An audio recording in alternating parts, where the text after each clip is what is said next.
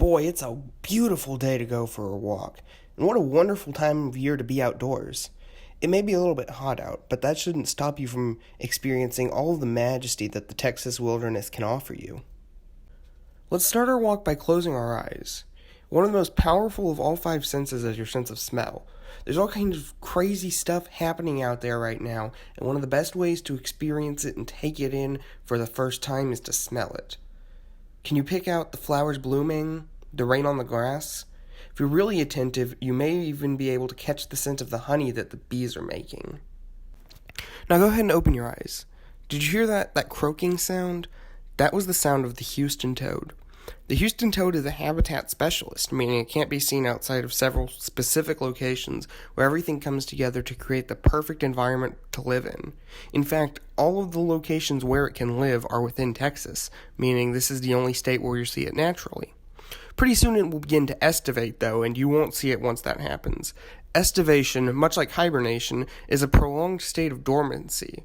Estivation, however, occurs when the climate becomes hot and dry, as opposed to hibernation, which happens during the winter.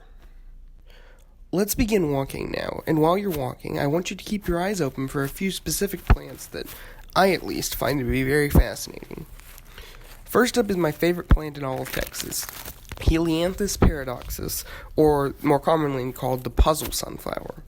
A species of flower is the product of crossbreeding between the common sunflower and the prairie sunflower approximately 75,000 years ago. Interestingly enough, this cross can survive salinity far higher than any species it is descended from. Secondly, we have the Texas snowbell. This is a small shrub with dark gray bark. The flowers are small and white with yellow cores and should have 5 petals each. While these flowers are incredibly beautiful, you'll have to refrain from picking them as they are endangered. The final flower you should keep your eye out for is the bracteate twist flower, or Streptanthus bracteatus, if you want to know the scientific name.